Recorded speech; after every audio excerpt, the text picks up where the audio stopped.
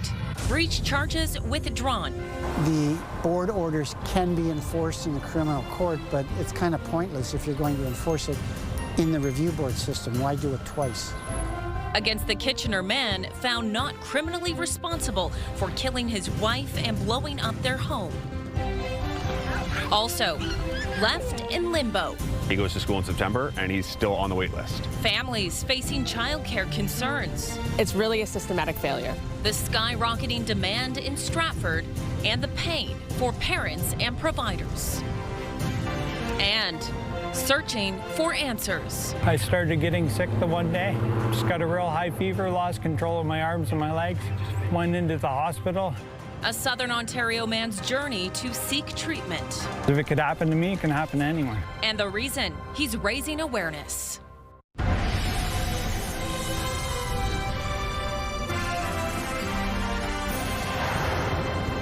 Good evening. Thanks for joining us. A fourth person has been arrested and charged with kidnapping and assault with a weapon after an incident that left a man dead on the Hanlon Parkway in Guelph. It happened back in May, and now police say 4 of the 5 suspects have been caught. CTV's Jeff Pickle joins us with more on this. Jeff, this was a strange and tragic incident that took place. Well, Leanne, from what police tell us, it started with an assault and a person being forcibly taken out of a home on Fife Road in Guelph, and then ended with the victim being struck by one of the suspect vehicles on the Hanlon and later dying of his injuries. Now police say, thanks to help from the public, a 4th suspect has been caught. Now, it was on May 14th, police say an abduction happened at a home on Fife Road. 5 suspects and the victim left in 2 vehicles. They say it was not far away on the Hanlon, north of Stone Road, that the victim was hit by one of the suspect vehicles. The victim, a man in his 40s from Cambridge, was rushed to hospital but did not survive. Now, shortly afterwards, police released these images. They were looking for 5 suspects and a suspect vehicle. Just yesterday, OPP said they made 3 arrests and were on the lookout for 51-year-old Ian Brown from Guelph. They say his name and images were released, and they were able to make a quick arrest. A few hours after, and you know what, a huge thank you to the public. Again, we couldn't do that without them. We want to save community and work with the community actually brings the best results. And so I'm just glad it worked out so well. And that now brings, those arrested, that brings 4 arrested, a 20-year-old Jacob Schaefer of Guelph, 19-year-old Griffin Kerfoot of Elora, and 16-year-old from Guelph, and now 51-year-old Ian Brown. They were all facing charges of kidnapping and assault with a weapon. And police did say they are still searching for a 5th suspect, but said they had no information to share at this time, but are hopeful tips from the public will continue and lead to an arrest. Leanne? Okay, Jeff, thanks for the update on that. CTV's Jeff Pickle joining us live this hour. From rain to sunshine, we've seen a little bit of everything today here in Waterloo region. CTV's Alexandra Pinto standing by with a look at the forecast. Alex, we're also seeing some watches in place tonight as well. That's right. And like you said, we saw a little bit of everything out there today. But right now, we are kind of keeping a closer eye on that severe thunderstorm watch in place for several areas that we're seeing. So from Collingwood right through to southern Huron County, southern Perth as well. There was also a tornado warning that was briefly issued this afternoon for Hanover, Dundalk, southern Grey County. That lasted for about 15 minutes or so. But when it comes to that severe thunderstorm watch, of course, we want to keep an eye with gusting winds for damage to roofs, fences, branches, all those, and as well as flash flooding possible in place. So we're going to keep an eye and monitor that throughout the hour. But right now here in Kitchener-Waterloo, we're seeing actually a bit of sunshine out there, mix of some clouds. Slightly further north, though, if you are potentially in the Wyerton area, you could start to see some of that active weather and, of course, risk of a thunderstorm sticking with us. Pretty comfortable conditions, 26 degrees for us here in Kitchener-Waterloo, 25 just in Mount Forest and 25 in London this hour. With that humidity, though, feeling slightly like we're in more of the 30s. But again, keeping an eye on that active weather we're expected to see as we get through the evening into the overnight, and potentially some more rain could be on the way before your weekend. So we'll bring you all that a little bit later, Leanne. Yeah, we're not done with it just yet. You can feel it out there. Alex, thanks. Well, several provinces and territories are meeting the federal government's target to implement $10 a day childcare. A new report suggests Ottawa will miss its 2026 deadline to implement the policy right across the country. CTV's Rachel Aiello reports. Oh my God, like what are we gonna do? Patty Dunn is nervous. Getting her daughter Harper into daycare was no small feat. I put ourselves on the wait list when I was about 10 weeks pregnant. And now, with a second on the way? I don't know what this means for us. Like, just because we have a spot already, does that mean that we'll have a higher chance of getting our next baby in? Compounding this stress, living in Ontario, it still costs $22 for every day Harper is at daycare. And while it's better than what it was, she says getting that cost down to $10? It would honestly give us like that peace of mind. She's not alone. A new report out today found that while costs are coming down across the country, governments have more work to do to get to $10 a day nationwide by next year. 6 provinces and territories have already met or exceeded the federal target. None of it Saskatchewan, Manitoba, Quebec, Prince Edward Island, and Newfoundland and Labrador. But there are still 5 provinces where care costs more: British Columbia, Alberta, Ontario, New Brunswick, and Nova Scotia. Although people think of this as a $10 a day program Canada-wide, that's the aim. How it's implemented is the thing that makes the difference. It's not just parents feeling the program's growing pains. It's daycare providers too, because while fees are dropping, demand isn't. Right now I have over 1,200 parents or children waiting on the list with only 500 spaces, and my 500 spaces are full. Today, a spokesperson for the federal families minister touted the $27 billion investment to support province and territories in delivering more affordable childcare, and said the government continues to work with them to deliver on that promise. While that work continues, moms like Patty just want to see more spaces opening up as soon as possible. It would help to alleviate the stress. Experts say in order to create those spaces, all levels of government need to work together to build up the early childhood educator workforce, which will take years. Rachel Aiello, CTV News, Ottawa. It comes as parents in Stratford are raising concerns about a lack of safe, affordable, licensed childcare. They say since the $10 a day program took effect, demand has soared, leaving hundreds of families and children in limbo. Here's CTV's Alexandra Hollick. Since he was born, 4-year-old Xander has been on a wait list for childcare. He goes to school in September, and he's still on the wait list. His parents, Jason Davis and Lariah Miller, say they signed him up for every eligible licensed program in Stratford and Perth County, exploring home care options when they didn't hear back. The first one we put Xander in, he was starting to come home with unexplained bruises. They pulled him out, and they say the facility was shut down. We did find one that was very good. But that came at a very high price. That spot for 4 days a week, we're looking at about $800 to $1,000 a month. Xander's family isn't alone. The city of Stratford says more than 850 kids are on the wait list for the only city-run childcare facility. The number, including the county and the city of Stratford, is over 3,000. It's really a systematic failure. Jamie Lee Wagler is a licensed childcare provider and runs her own half-day nursery school. It's not that childcares are picking and choosing people to come in. It's not that the city of Stratford is managing this wait list horribly. What it is there's not enough spaces for children. Wagler says since the $10 a day childcare program came in, demand has skyrocketed. They promise all these spaces, but the educators aren't treated as fairly as they should be. The spaces aren't opening up, and the funding is lacking so much that we can't just open spaces. She says parents and educators need to speak up. This isn't just a family crisis. The whole economic field relies on childcare to keep that going. The city of Stratford says it feels parents' pain and plans to open nearly 100 new childcare spaces soon. We are working towards that goal of 37% access, which is the province's provincial target. But even if the city meets that goal, 63% of kids will still be without care. We don't deserve to have to make these sacrifices, whether they're personal or financial, but unfortunately it's just what we have to do as parents. So, Alexandra Hollick, CTV News, Stratford. The Ontario Public Service Employees Union says nearly 10,000 college faculty and staff have either been let go or are set to lose their jobs amid a funding crisis. Union members held a rally in Toronto today voicing their concerns. CTV's Siobhan Morris has those details.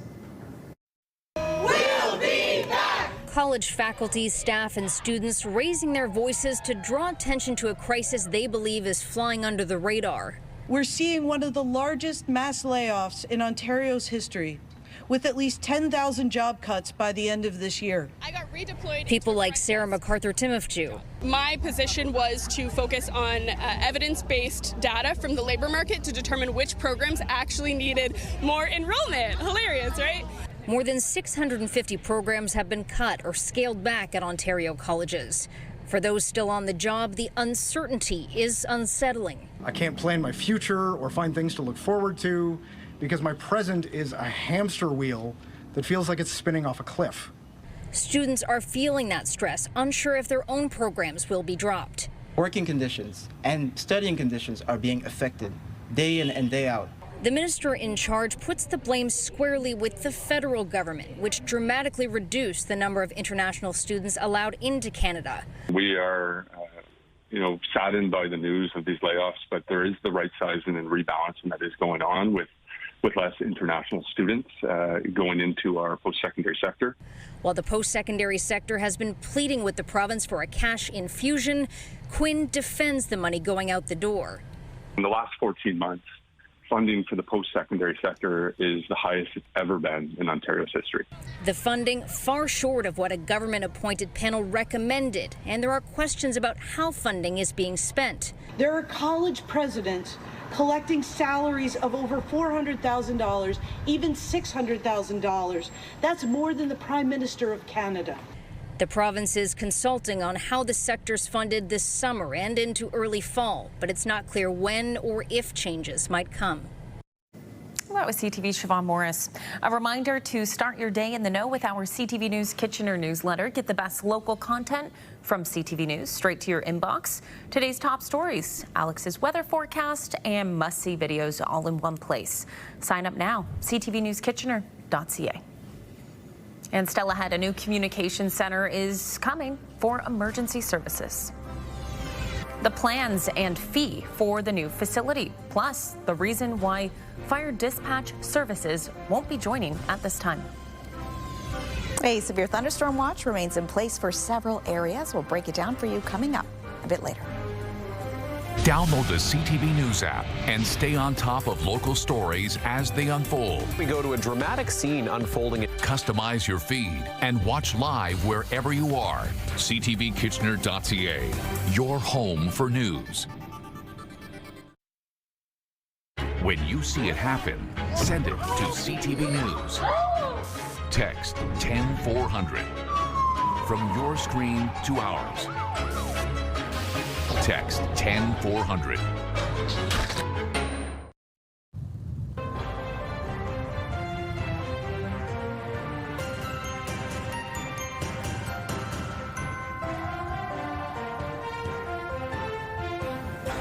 Charges have been withdrawn for the Kitchener man found not criminally responsible for the death of his wife and explosion of their Sprucedale Crescent home in 2018. According to a hospital report, Udo Hahn was found breaching some of his review board requirements a few months ago. The Crown and Hahn's lawyers say the reason for the withdrawn charges is because it is being dealt with by the Ontario Review Board. CTV's Heather Setterin joins us live with the latest on this. Heather, this was dealt with on Tuesday. At a St. Thomas court, Leanne, the charges were breaches of lawful order, but the Crown says since the lawful order in this case was the Ontario Review Board, the Review Board has their own rules and proceedings, so it is unnecessary for criminal charges on top of that. It's been nearly 7 years since an explosion leveled this Sprucedale Crescent home in Kitchener, destroying it and several others around it. Edra Hahn was found dead in her backyard, killed before the blast. Her family says it still hurts. It was a real cluster right off the start. Like, the explosion, them finding her body on one side, him getting, gone to the hospital, and then before they charged him, it was, I think, a week or so, maybe a week and a half before charges were laid. Edra's husband, Udo Han, was charged with first-degree murder and arson-related charges. In 2023, he was found not criminally responsible. While he admitted to the offenses, a judge said he was suffering from delusions at the time.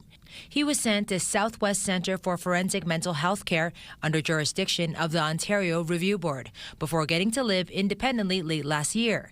But then in April, a hospital report says officers went to his apartment after a woman complained he was harassing her, and they found him disobeying orders of the Ontario Review Board. These charges are, first of all, they're just based upon things that anybody could do, like having a beer, a joint, and a lighter to light them is not, by anybody's estimation, something that would be that big a deal in normal circumstances. On Tuesday at a St. Thomas court, the charges were withdrawn. The Crown saying the criminal charges of breaching a lawful order were unnecessary, since Ontario Review Board has its own procedures. The board orders can be enforced in the criminal court, but it's kind of pointless if you're going to enforce it in the review board system. Why do it twice? Han's lawyer says Han is back at the hospital. So when you breach the terms imposed by the review board, the hospital has the power to re-hospitalize you, take you back into the hospital, and then keep you in the hospital. They call that a restriction of liberty. And so that effectively would do far more to a patient than a prosecution for what is essentially minor offenses. Edra Han's family says they're still looking for justice. I guess what I'm saying is if you're deemed criminally not responsible at the time, but then they can get you back living a normal life, then you should go back and pay for what you did. The lawyer says not criminally responsible means no one is at fault. It's not intended to be a punitive system or to reflect condemnation against the offender because that person isn't responsible. This is intended to be therapeutic. Can we assist this person in somehow recovering? If we can't, he stays in. And there are people who are in that system for decades. A doctor at the facility staying at determined Han was incapable of making treatment decisions for his bipolar condition. A hospital report said he launched a court appeal, which then limited his treatment options and then likely would make his hospital stay even longer. But today, Han's lawyer said he is no longer filing an appeal. Leanne. Okay, CTV's Heather Centerin. Heather, thanks very much. Waterloo Regional Police are building a new communications center at the campus on Maple Grove Road. It's meant to replace the current aging facilities to make way for new, faster technologies. Fire and paramedic services were also invited to join the center, but as CTV's Colton Weens explains, fire officials say it doesn't make sense for them at this time. This year, this region and across regions across Canada and Ontario will have text to 911 capability, which will change some of the interfaces and the way that our citizens contact us in the state of emergencies. The way emergency services receive calls is changing. By the end of this decade, police predict 911 calls could be made by video, and as technology advances, the police are trying to keep up. The flood of digital evidence that will come at the source and at that single point of contact is something that we will need to adapt to. So we will be building a real-time operations center and a major incident support center. Replacing their aging facility, WRPS plans to build a new public safety communications center on Maple Grove Road. Part of the plan includes an invitation to fire and paramedic services to bring all emergency dispatch under one roof. But the mayor of North Dumfries says all 7 fire departments in the region declined the invitation. Just because the system we have now works. We spent a lot of time, effort, and money in it, and it works really well for all levels, so it really works well. In 2019, Kitchener took over all fire dispatch for the region and recently started implementing next-generation 911 technology. I feel there's no need to move in the near future because of the technology improvements we've made. Chief Gilmore says dispatch is currently quite seamless across the different services, and moving communications again doesn't make sense. We consulted with all the area fire chiefs, and financially and the timing of the move just doesn't make sense at the moment. Despite the response, the police chief says the invitation will remain open. The continued offer to work with our partners, it is everlasting. As for paramedics, the Ministry of Health is responsible for all ambulance systems, saying it is engaging in dialogue with the region of Waterloo Police and paramedic services for opportunities for collaboration. The $173 million communications facility is expected to be built by 2029. Colton Weens, CTV News. A historical tower in Cambridge's Hespeler Village is set to be deconstructed and moved down the street. The stone structure is currently located on private land next to the historic Forbes mansion. Through a deal with the property owner, the city plans to move the tower 400 meters to Jacob's Landing, a park across a river and dam. The proposal says the tower would be transformed into a viewing area, which will include a new staircase and Juliet balcony, among other additions, while also maintaining its older structure and material. Hespeler is known as a community for its heritage. You have such a rich industrial heritage, so many beautiful stone masonry buildings like the one we have behind us here. And it's just so important for the community to be able to see these buildings, for them to help sort of create a sense of place, and for them to experience them as well, and also for visitors of Cambridge to experience them as well. The city has yet to confirm the total cost for the project, but they say it will be divided among the city and the land tribunal decision through the property owner. Live look outside this hour from Shades Mills Conservation Area in Cambridge. You can see there's a pretty cool sandcastle being made there. Wow, someone is getting creative out there this evening. I just want to see this whole architectural design here. Okay, look at that. Wow. We are sitting at 26 degrees in Waterloo region. Pretty nice evening, but as Alex mentioned, some more wet weather could be on the way. She'll have your full forecast coming up, also ahead. Copper tariffs threat Trump's plans to impose steep tariffs and the potential blow to Canadian exporters. And later, modernizing healthcare. A robot successfully performs surgery for the very first time. The reason researchers say it's a major accomplishment.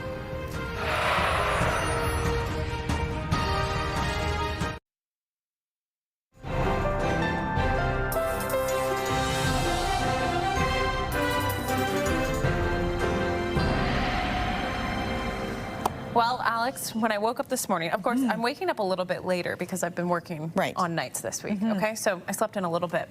Went to take the dog outside, and I happened to walk outside right when that downpour began. Of course you did. Yep, just my luck, right?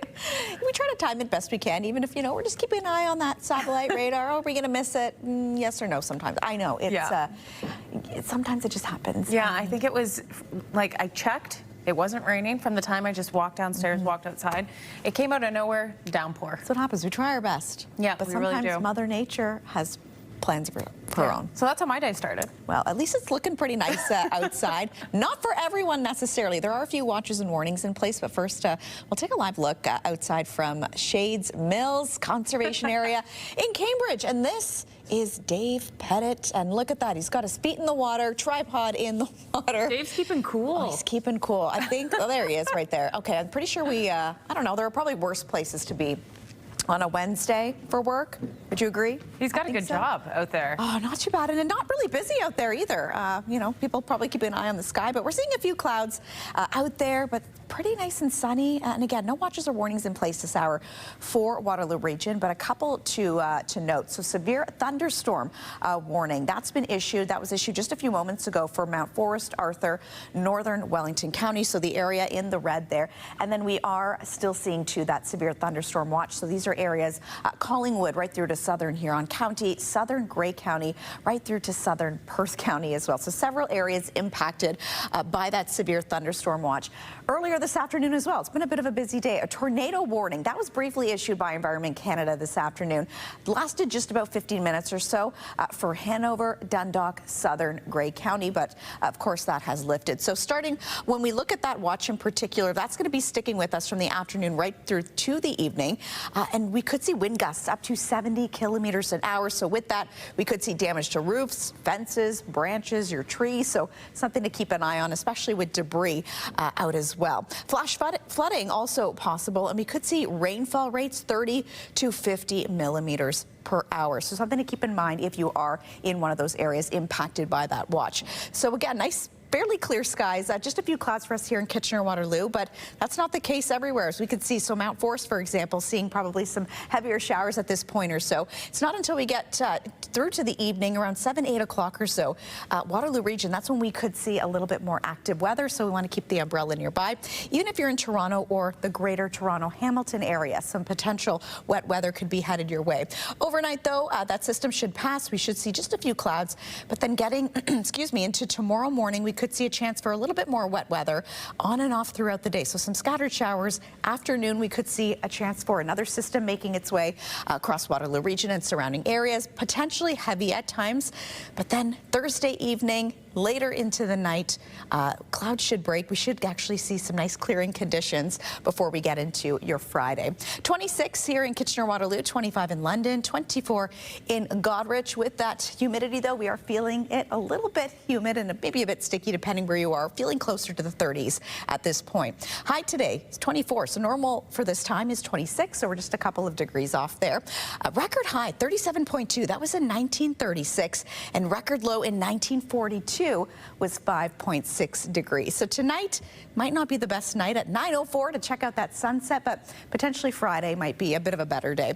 Overnight, 16 degrees expected to drop down. That chance of showers sticking with us with a risk of a thunderstorm. And then that risk of a thunderstorm sticking with us as we get into tomorrow as well. So expected high 29 degrees, just a 30% chance of showers. Again, on and off throughout the day, we're expected to see that. So over the next 7 days, it looks like Friday might be the best day if you have any outdoor plans and want to kind of kick off the weekend, because it looks like we could see a little bit more wet weather. Just a slight chance at this point for your Saturday and your Sunday.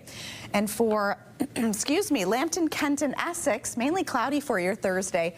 Chance of showers for your Friday, and a little bit of active weather expected as we get into the weekend as well. And then Southern Georgian Bay, look at that. Your Friday looking pretty good at this point. Sunny conditions with an expected high of 28 degrees. And here is tonight's Weather Watcher picture. This one sent to us by our very own Dan Lochner, taken from his own pollinator garden.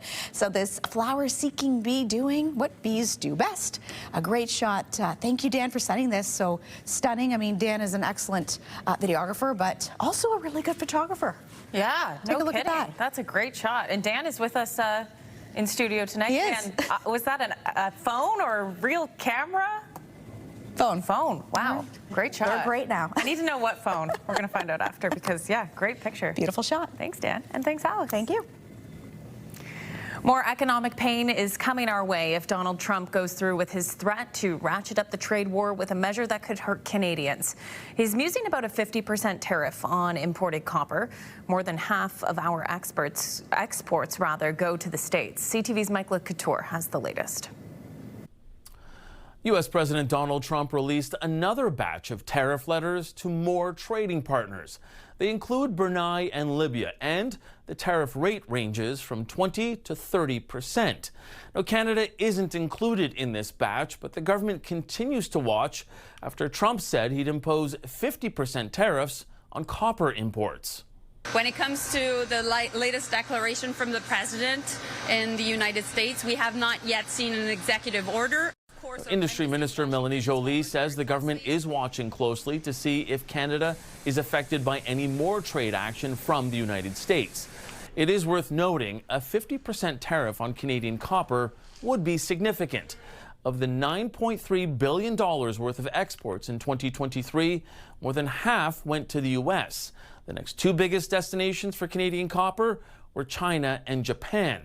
Trade experts say instead of forcing countries to make deals, U.S. tariffs are creating new economic alliances that actually exclude the U.S.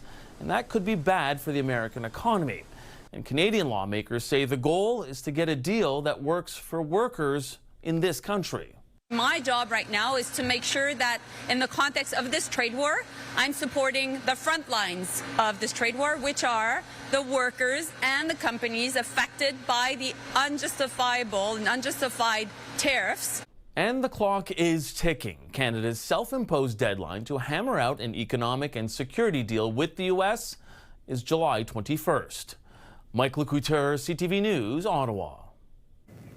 Canada's plan to rearm military with Europe is front and center in Prime Minister Mark Carney's foreign policy. But according to a new report, the move threatens to provoke the U.S. president. CTV's Judy Trin has more. About 75% of the military equipment Canada uses comes from the United States. To reduce reliance, the Prime Minister signed a security pact with the European Union last month. Our strategic Canada-EU or EU-Canada strategic partnership for the future will build a new and deeper relationship. That new partnership with the EU could put Canada in the retaliatory crosshairs of the Americans, according to a new report written by former Canadian defense and security officials. The U.S. might respond in a negative way and start canceling U.S. contracts to Canadian companies. One pressing matter, the F-35s. Canada has paid for 16 American fighter jets. The government is evaluating if it should turn to the Swedish Gripen fighter instead for the rest of its order. But the U.S. ambassador has warned against doing that. Canadians are flying one airplane. We're flying another airplane. It's no longer interchangeable. And so, that might even threaten NORAD. The EU defense partnership also gives Canadian companies access to European markets. But the report's authors note some members can veto trade deals. If you look at our free trade agreement that we have with Europe, a number of countries within Europe still have not ratified it. The Europeans need critical minerals to build its defense capability. The report highlights regulatory barriers in provinces like BC, which could delay projects by years. The authors stipulate that in the face of economic threats that could continue beyond the Trump administration, turning to European allies to help safeguard Canadian sovereignty isn't just a bold move, it's a necessary one. Judy Trin, CTV News, Ottawa. Still ahead on CTV News, searching for answers. Spencer Turcotte tells us about a Southern Ontario man's journey to seek treatment and the reason he's raising awareness.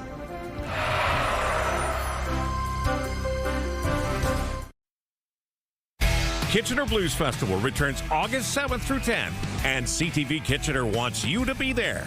Enter at ctvkitchener.ca now for your chance to win a 4-pack of VIP tickets to see Burton Cummings kick off the festival August 7th.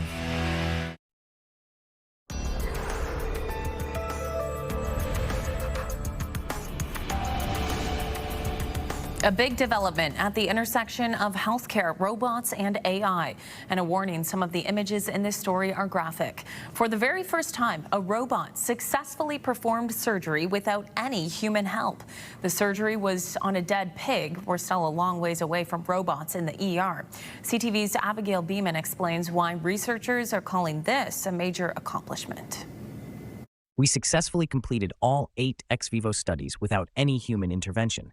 You're watching a robot perform realistic surgery without human help for the very first time. I lost my mind. I think this was such a crazy accomplishment. Lead study author Ji Woong Brian Kim couldn't believe it, watching the robot, called SRTH, successfully perform a gallbladder surgery on a dead pig. Built and trained with the same architecture that powers ChatGPT, SRTH watched videos of surgeons at work. It's a model that's actually learned and actually kind of understands the surgery rather than, being just pre-programmed. While no human intervention was needed, there is a human who can override the robot if necessary. Our goal is not to replace surgeons. We want to just make the surgery easier so that surgeons can perform more surgeries, fewer complications. As long as the robot has the data, researchers say it should be able to perform any kind of surgery. They're already working on next steps. To get ready to operate on a live pig, this is a simulation with food coloring to imitate blood. First thing that strikes me as an ethicist is consent. Bioethicist Carrie Bowman says we need more data and research as AI in healthcare moves forward. What's this going to look like for a country like Canada? Is this going to bring down wait times? Is this going to raise efficiency? It may. I'd like to keep an open mind about this. As for when robots could perform surgeries on humans, researchers say that's still a number of years away. But experts warn AI is moving fast, and we need to be ready by answering all the difficult questions around its use. Abigail Beeman, CTV News, Ottawa. Let's update our top stories with CTV's Ashley Bacon live in studio with us. Ashley, first we begin with the latest on an arrest in a death investigation. That's right. Ian Brown has now been arrested and charged with kidnapping and assault with a weapon. The incident happened back in May. Police say a man was assaulted and forcibly taken from a home on Fife Road. The suspects left in 2 vehicles. Not long after, the victim was hit on the road by one of the suspect vehicles. Police say they are still looking for a 5th suspect. Udo Hahn, the man found not criminally responsible for the death of his wife and explosion of their home in 2018, has had some new charges withdrawn. According to a hospital report, Hahn was found breaching some of his review board requirements. The Crown and Hahn's lawyer say the reason for the withdrawn charges is because it is being dealt with by the Ontario Review Board. Hahn's lawyer says Hahn still is staying at the Southwest Centre for Forensic Health in St. Thomas. And Ashley, online, our digital team has a story up about a bit of an unusual traffic stop. That's right, Leanne. A 40-year-old man is now facing drunk driving charges after getting pulled over in a golf cart. Police say the incident happened on June 22nd in Goderich. The accused also facing a driving while suspended charge. For more information on this story, you can scan the QR code on the bottom left of your screen to get the story on your CTV News app or to download the app right now. You can also visit our website, ctvnewskitchener.ca. Leanne. Ashley, thanks very much. CTV's Ashley Bacon with the day's top stories. Differing diagnoses have an Ontario man looking for answers around the world. The former volunteer firefighter now relies on a wheelchair and believes he has Lyme disease. But as CTV's Spencer Turcotte tells us, he's been told that may not be the problem, so he's seeking treatment elsewhere. Outside the Drumbo Fire Department is where Jason Hibbs spends much of his time. Never even been on a plane yet. He reminisces about his time there saving lives. These days, he's looking to get his own life back. I started getting sick the one day. Just got a real high fever, lost control of my arms and my legs. Went into the hospital. That was 6.5 years ago, and he underwent several tests. They just thought it was ALS. From there, he saw a specialist. It's just been nonstop MRIs, CT scans, EMGs, and spinal taps, and everything just keeps coming back negative. In that time, his symptoms have only worsened. I basically can't walk, I can't move my arms. Like I can pick them up a little bit and touch like that. My legs start shaking like that. I can't eat on my own.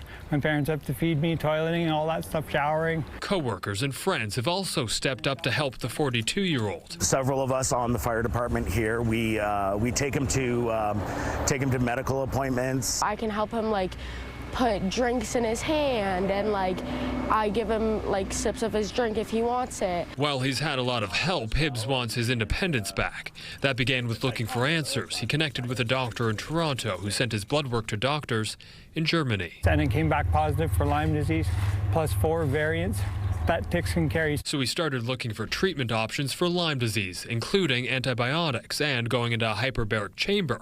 But he says the Toronto doctor got in trouble because those treatments went beyond Canada's standard of care. I actually started regaining some control in my legs again. And then when he got told to stop, his license was on the line for some stuff, so we had to kind of back off. Dr. Elliot Jacobson, a medical doctor who helps treat chronic illnesses, is not involved in this case, but he acknowledges Canada trails other countries in Lyme disease diagnosis and treatment. It's one of those areas of medicine where we have an incomplete sort of scientific, we don't have 100% evidence, and we rarely have 100% evidence. Complicating matters further, Jacobson says Lyme disease symptoms can mimic other diseases. There's certainly a lot of controversy around how accurate the testing for Lyme disease is based on the history of how those tests were made. So after 6.5 years, Hibbs decided he's not waiting for more tests. He will fly to Mexico this weekend for a multi-week treatment plan, which is not permitted in Canada. So the cost of treatment just for myself is $38,000. There's going to be stem cells, blood transfusions, hypothermia treatments, and then treatments where they induce a fever and stick me in this tube and heat it up. Hibbs says he's sharing his story to raise awareness. If it could happen to me, it can happen to anyone. Spencer Turcotte, CTV News. All good streaks must come to an end. Stella ahead on CTV News. The Toronto Blue Jays end their string of wins at 10 in Chicago. We find out how fans are feeling coming up.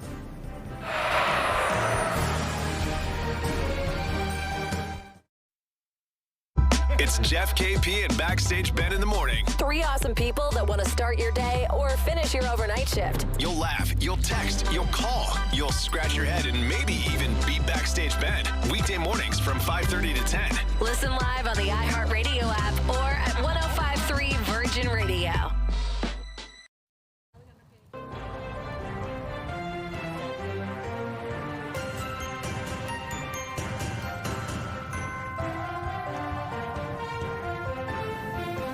The Toronto Blue Jays were looking for an 11th straight win this afternoon as they wrapped up their series with the White Sox, but it was not meant to be. The winning streak has come to an end. Clement running, and Straw sends a fly ball to center. Robert is there, and that's the ball game. The White Sox beat the Jays 2-1 to snap that streak. Toronto will have tomorrow off before beginning a West Coast road trip and a series against the Athletics. Meanwhile, some young fans got to hit the field at the Rogers Centre earlier this afternoon. CTV's Sean Leathong has more. Walking off a winner, Blue Jays fan Zach Truin gets to feel what it's like to hit a home run at the Rogers Centre. This is make my dream come true, coming here. Truin is a player with Challenger Baseball, run by the Jays Care Foundation. Challenger Baseball is our adaptive baseball program for children, youth, and adults with disabilities that run in communities across Canada. There are 14,000 players across Canada like Zach, getting experience playing and winning at baseball. Today, 250 lucky players from across the country were invited to the Rogers Centre to step onto the field where their heroes play. It brings the best out of him. He's been coming here since he was 2 years old. You know, sometimes it would be for just an inning or two, but he's worked his way up to now, you know, he'll be here for an entire game. Players as young as 4 and up to their 50s are playing games adapted to their ability. Many, like 5-year-old Ainsley, came with family. Are you a Blue Jays fan? Yes. It feels amazing and a dream come true. It basically is Cole's whole world. His passion is everything Blue Jays. He loves sports and loves baseball, so this has been an amazing morning. And with multiple stations for kids to try, it seems that everybody has a favorite. Probably speed pitch. Aces, obstacle course. What's the most fun thing you've done? Baseball. And with the team in first place, having won 10 games in a row before today, expectations are sky high. They're doing good. I hope they keep on doing well and hopefully win the World Series. They can make it all the way to the final. Think they can win it? They could win the World Series. If they keep going like this, wow.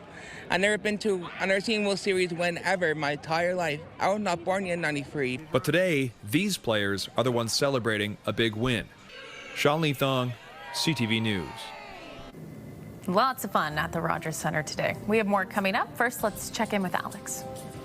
Severe thunderstorm watch and warning in place for several areas this hour, keeping an eye from the afternoon right through to the evening. But we'll take a look at how your morning is looking and wake up weather coming up.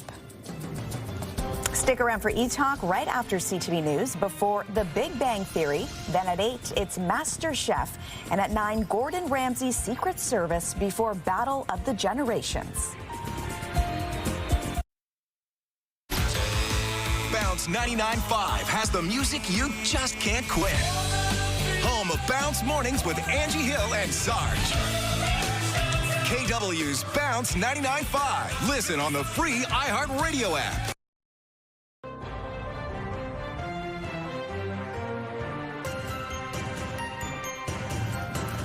Okay, let's check back in with Ashley for a look at what our team is working on tonight. Ashley. Well, Leanne, Pearson International Airport is preparing for a surge as summer travel begins to heat up. We'll have much more on how much time you'll need if you're traveling. Also tonight, Peel Regional Police have made 3 more arrests in robbery investigations targeting members of the South Asian community who may also identify as LGBTQ2S+. These stories and more at 11:30. Leanne. Okay, Ashley, thanks very much. And Alex, I know you mentioned we could see some more wet weather this week, but not a complete washout tomorrow? Well, tonight, overnight, we might see a little bit in terms of heavier showers on and off, but tomorrow in terms of if it's going to rain all day, likely not. And even starting off in the day with just some fog patches, which isn't too bad. So mix of sun and cloud, though, by 8 a.m. 19 degrees, so fairly comfortable. By 10 o'clock or so, mainly sunny conditions. And again, chance to see, yes, a little bit more active weather on and off. Tomorrow, some scattered showers. There is that risk of a thunderstorm, though, sticking with us. So, of course, we want to keep our eyes on the skies, but overall looking pretty good as we get into your Friday. Okay, I won't make the same mistake tomorrow. Time it out. Don't be like me. Jinxing. Okay, finally for us tonight, Barbie is expanding their world. Mattel is launching a Barbie doll that has type 1 diabetes. The doll's accessories include insulin patches, a glucose monitor, and an insulin pump as a means to increase awareness of the condition and to help young people with diabetes feel more confident. I saw this earlier today and I was like, what such a great idea. Barbie does it again. Barbie does it again. I love this idea. It's incredible. Barbie's come a long way since we were kids. Oh gosh. I mean, I was a big Barbie fan since day one, but it's nice to see just kind of, you know, especially being more inclusive too. And again, just making more feel confident. Yeah, and raising awareness around important topics as well for the younger generation. So great. To see. Win-win. All right, we'll leave it there. We're back tonight at 11:30 with your next local news. Take care. Have a good night. Bye.